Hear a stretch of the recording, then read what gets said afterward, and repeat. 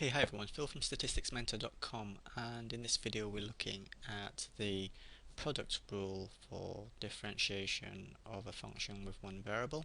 So here's a function, let's call it h, which depends on x. It equals to the product of two functions, each of these depend on x.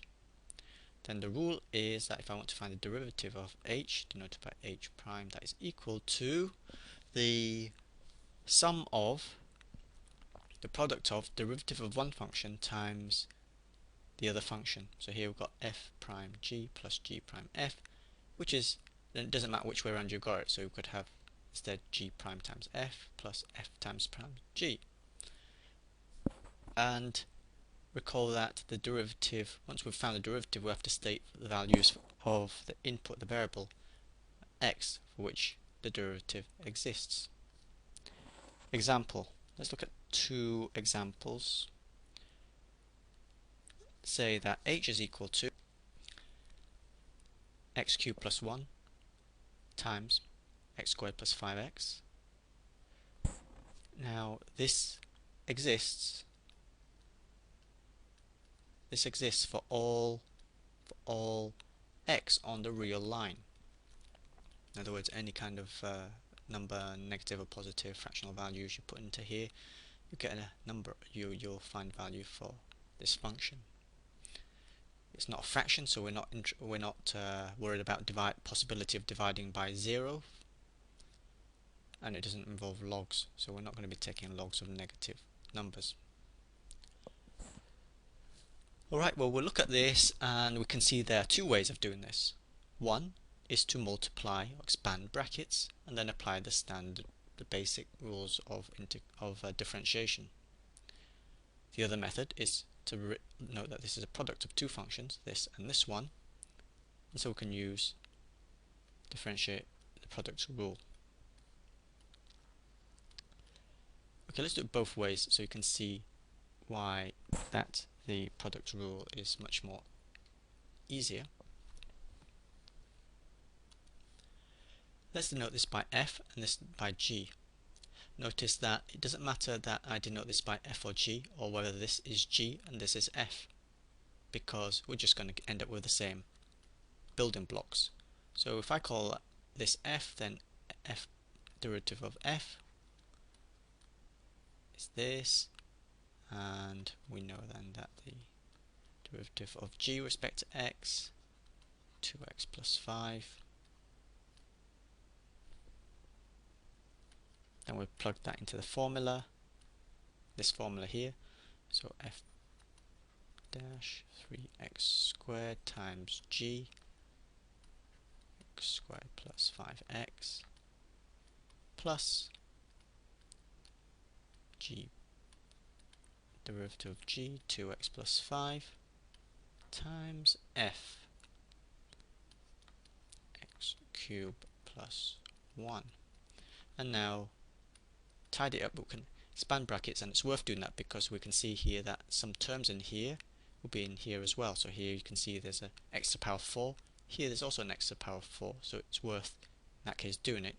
If there were no common terms, then it wouldn't be worth expanding these brackets. 3x to the power 4 plus this times this, that gives us 15x cubed. Okay, that's that multiplied out. Now with this one plus, now there's two terms here and two terms here, so we know they're going to be 4 terms. 2 times 2, 4. So that times that, it gives us 2x to the 4. This times that plus 2x plus this times that, 5x cubed, plus this times that plus 5.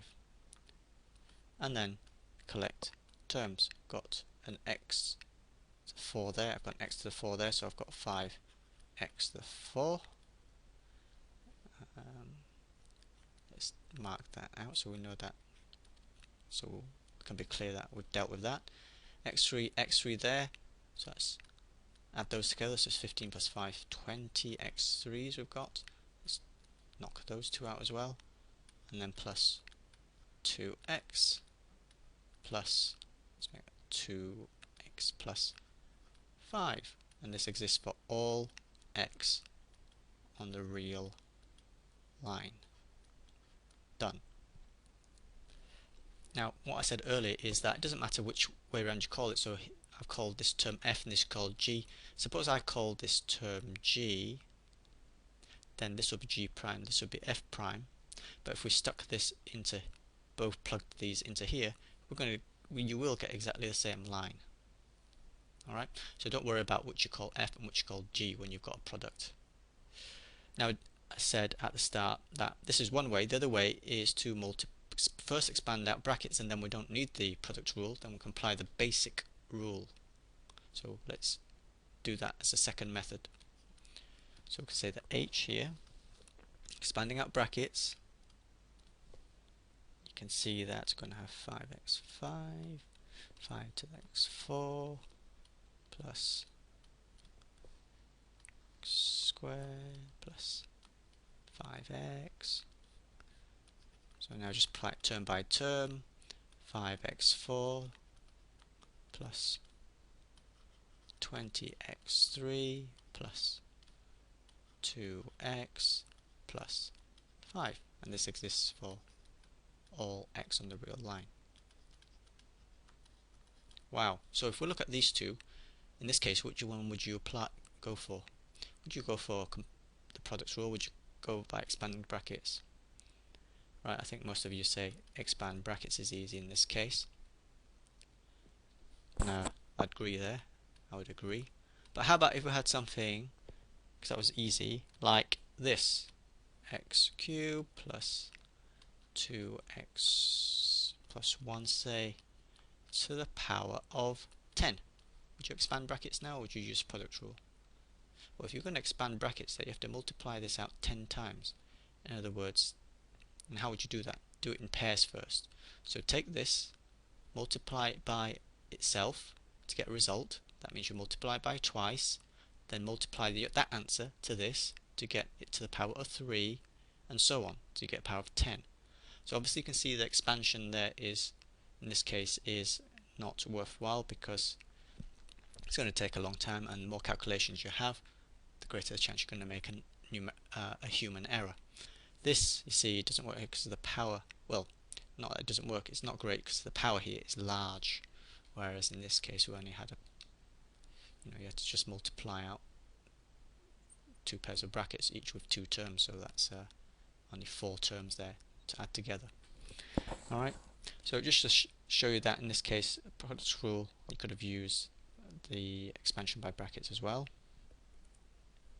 Example 2, let's look at a function with an exponential. So we've got product